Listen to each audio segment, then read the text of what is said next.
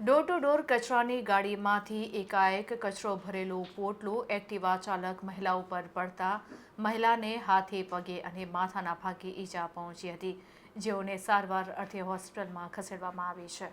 શહેરના ગોરવા વિસ્તારમાં એક વિચિત્ર ઘટના બની। એક મહિલા એક્ટિવા ચલાવી રહી હતી ત્યારે બેદરકારીથી ડોર ટુ ડોર વાહન ચાલક ઝડપથી વાહન હંકારી રહ્યો હતો।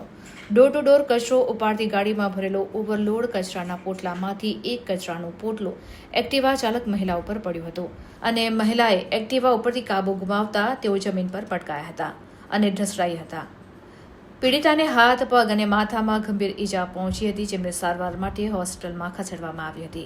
પ્રત્યક્ષદર્શીએ જણાવ્યું હતું કે ડોર ટુ ડોર વાન ઝડપથી ચલાવવામાં આવી રહી હતી ત્યારે કચરાથી ઓવરલોડેડ ગાડીમાંથી એક કચરાનું પોટલું મહિલા ઉપર પડ્યું હતું, જેને કારણે તેઓ એક્ટિવા પરનો કાબુ ગુમાવી દીધો હતો। ત્યારબાદ તેઓ રસ્તા પર ઢસડાયા હતા, જેને કારણે તેમણે ગંભીર રીતે તેઓ ઘાયલ થયા હતા। ઘટના જોનારા સ્થાનિક લોકો તાત્કાલિક દોડી આવ્યા હતા અને ડોર ટુ ડોર વાન ચલાવનાર ડ્રાઈવરને પકડી લીધો હતો અને પોલીસને સોંપી દીધો હતો। અધિકારીઓએ ઘટનાની તપાસ શરૂ કરી છે અને બેદરકાર ડ્રાઈવર સામે જરૂરી કાર્યવાહી કરવામાં આવી રહી છે। આ ઘટનાથી સ્થાનિકોમાં રોષ ફેલાયેલો છે।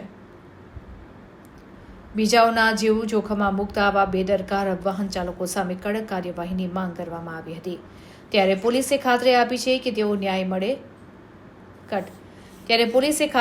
છે કે આ મહિલાને ન્યાય મળે અને ભવિષ્યમાં આવી ઘટનાઓ અટકાવવા માટે જરૂરી પગલાં પણ લેવામાં આવશે।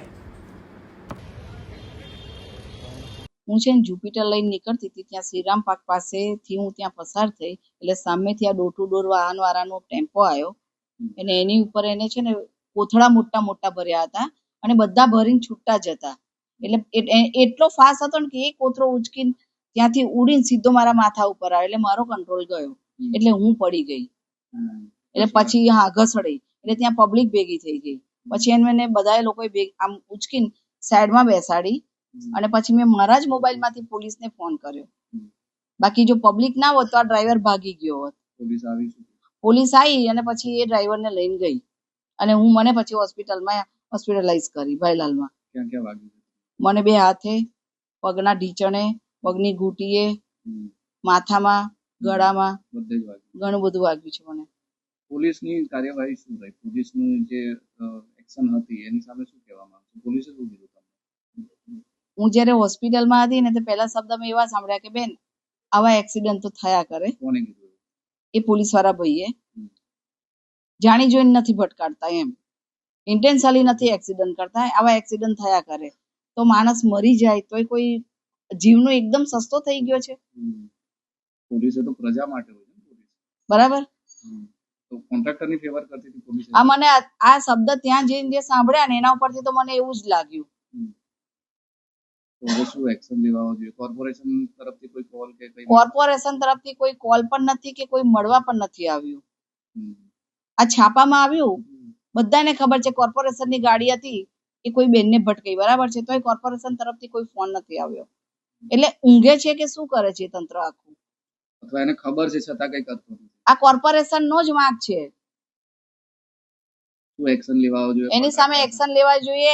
આ જે વધારે પડતા પોટલા જે ભરે છે એ બી બંધ થવા જોઈએ। એ પબ્લિક તો બધી જોવે છે કે આ બેફામ ચલાવે છે, તો કોર્પોરેશનને તો ખબર પડતી જ હશે ને। કોન્ટ્રાક્ટર સામે શું કરે?